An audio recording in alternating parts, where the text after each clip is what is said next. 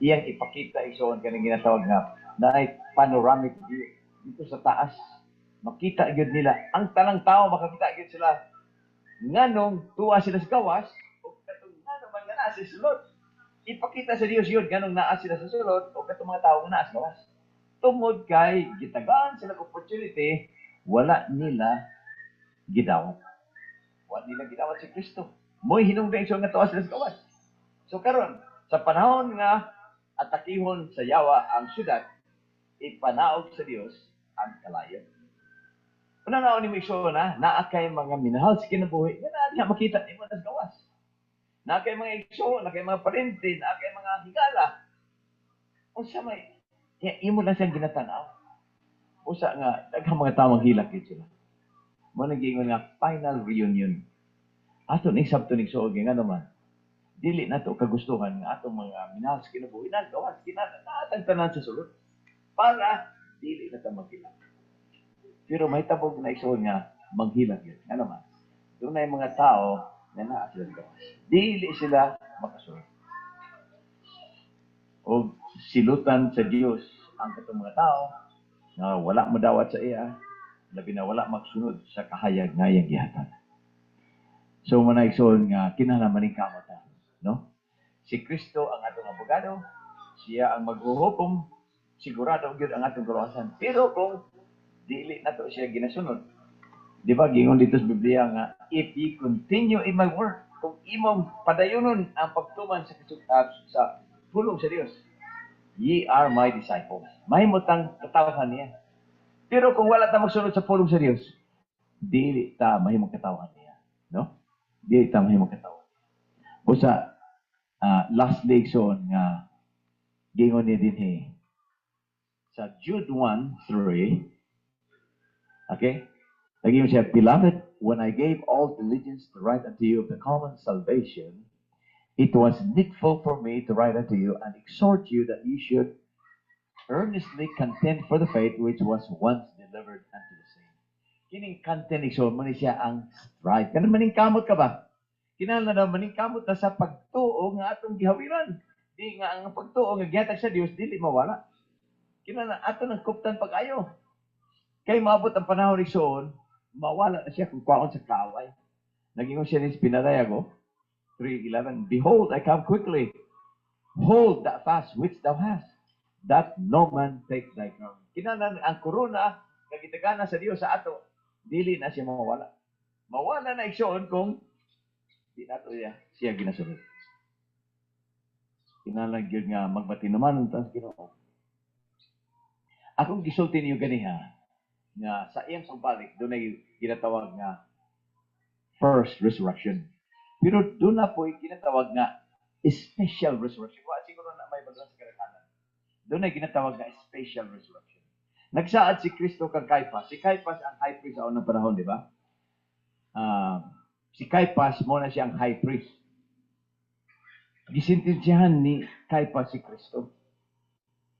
O si Kristo gilansan sa krus. Ningan si Kristo kang Caiaphas, you will see the Son of Man coming in the clouds of heaven. Now si Caiaphas namatay, dugay naman to siya, namatay. Sa unsang paagi makita ni si Kristo, banhawon siya before Christ will descend from heaven. So si Kristo sa di pa mo kanaog sa langit, si Caiaphas, banhawon siya. So doon ay mga tao nga banhawon sa Dios before Jesus comes the second time. Now, kinsa man ni mga tao isul nga banhawon niya. Mo ning akong i-explain sa inyo nga kining health message importante ni. Kay konektado ni igsoon sa atong kaluwasan. Katong mga tao nga banhawon sa Dios. I-appeal niya sa special resurrection. Katong mga tao nga namatay, those who died under the faith of the third English message. Katong mga tao nga namatay sa pagtuo sa ikatulong manunod. Those who died under the faith of the third English message will come forth. Meaning, banhawon sila kapil. Sa panahon nga sa dili pa si Kristo mabalik. So, ma-appeal sila sa special resurrection. Kung basahon nimo sa Daniel 12, naging siya din sa Daniel, duha ka klaseng tao nga ma-appeal sa special resurrection. Naging siya din sa Daniel 12. Okay? When Michael stands up, Daniel 12. And at the time shall Michael stand up, the great prince which standeth for the children of thy people, and there shall be a time of trouble such as never was since there was a nation, even to that same time. And at that time thy people shall be delivered, everyone that shall be found written in the books. So when Michael stands up, there's going to be a time of trouble. So during this time of trouble, ang mga katawan sa Ginoo, they will experience deliverance. Doon ay deliverance ka na-experience nila. So during the deliverance, giyon sa verse 2 din and many of them that sleep in the dust of the earth shall awake. So doon ay mga tao daw nga, panahon sa Dios shall awake. Some to everlasting life, and some to shame and everlasting contempt. So duha ka klase. Banhawon sila, ngadto sa kinabuhi, dapat mga tao, banhawon niya, ngadto sa kamatayon. So duha, dinigingon sa Revelation 1, kung basahon nimo din isul sa pinadayag, nasa gingon din nga kadto daw, mga tao, nga naglansang sa Dios, makita nila si Kristo. Gingon din sa Revelation, chapter 1, verse 7. Behold, he cometh with clouds, and every eye shall see him, and they also which pierce him, and all kindreds of the earth shall wail because of him. So, katong mga tao iso nga naglansang sa Dios, banaw to, apil sila banaw ani special resurrection. Aron makita nila si Kristo. Pero mangutan ako sa iyo, kay wala ni siya yun. Kining atrasi, lahi ni siya nga topic, no? This is another topic. Pero wala ni siya masabdi sa kadaghanan, labi na sa mga Adventista karon. Alam mo na nga usa lang gyud ang resurrection. Doon ay special. Nga naman gingalan may special. Kay mo ni sila mga tao nakadawat sa third angel's message. Ang third angel ison gihatag sa 1844. O katong mga tao nga nangamatay sila sa diha nga ilang gidawat ang third angel's message, nagmatinmanon sila sa adlaw pagtakado, nagmatinmanon sila sa health. Unsa may right arm of the third angel? Mo na siya ang katong health message.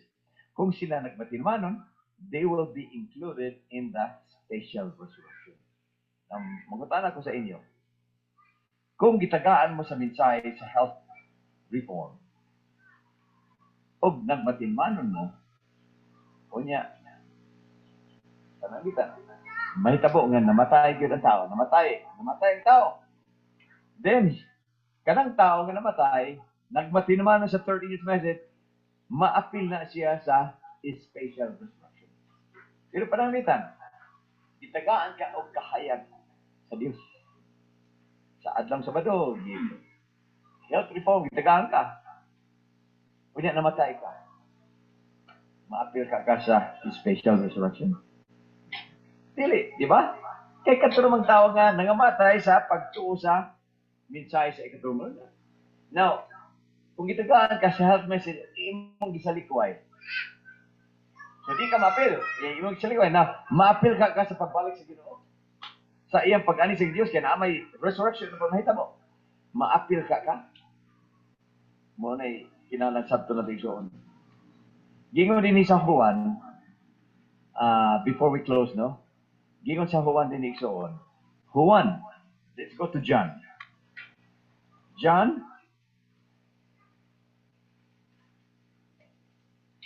John 12, verse 48. Gingon din igsoon, he that rejecteth me and receiveth not my words hath one that judgeth him. The word that I have spoken, the same shall judge him in the last day.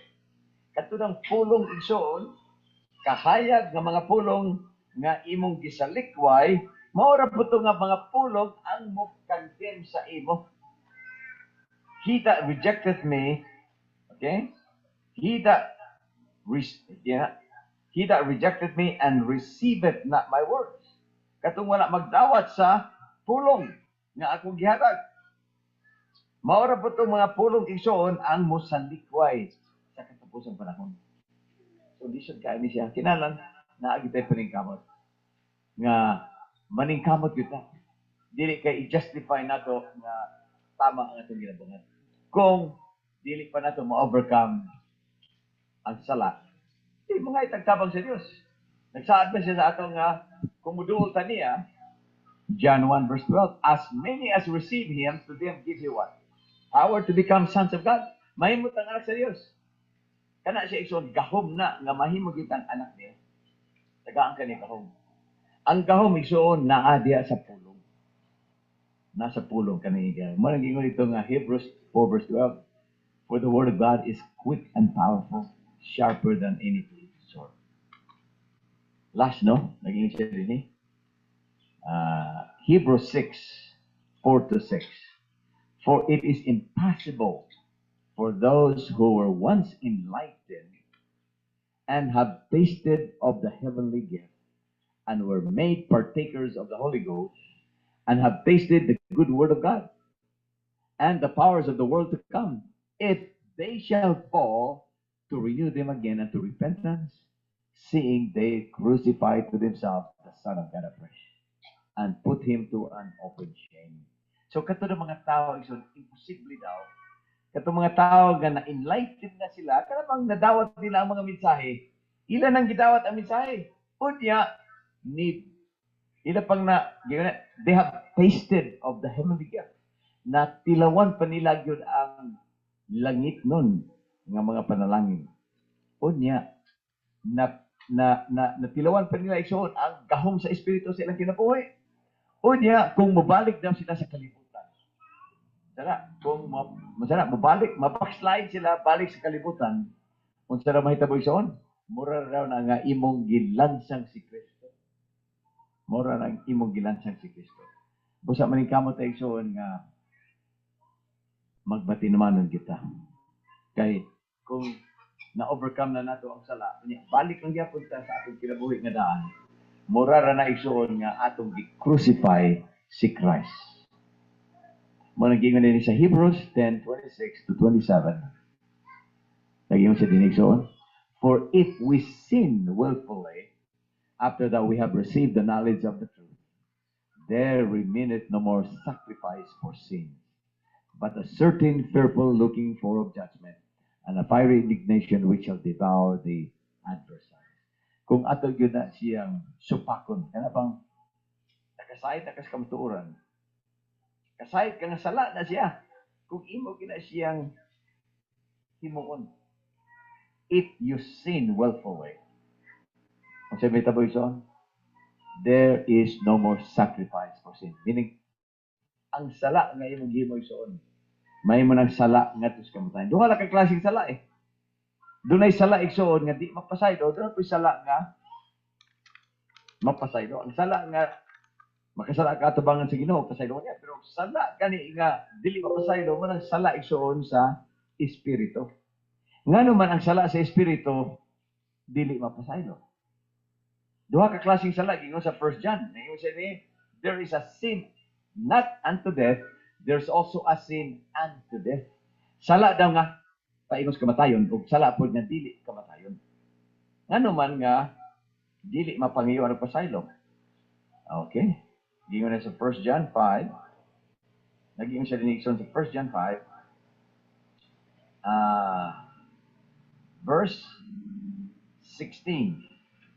If any man see his brother sin a sin which is not unto death, he shall ask, and he shall give him life for them that sin not unto death. There is a sin unto death, and I do not say that he shall pray for it. So kung kita daw makasala igsoon, basta dili lang sala nga ngatos kamatayon, gingon niya mangayo pa datag pasaylo. Kung di ka ni mo mapangayo pasaylo ang sala, mahimo na yung sala ngatos kamatayon. Nga naman, espiritu biyaan ka sa espiritu. When the spirit lives you, kung mabubiyan ang parang espiritu sa imong kinabuhi, mo nang panahon igsoon nga sirado ang kalawasan.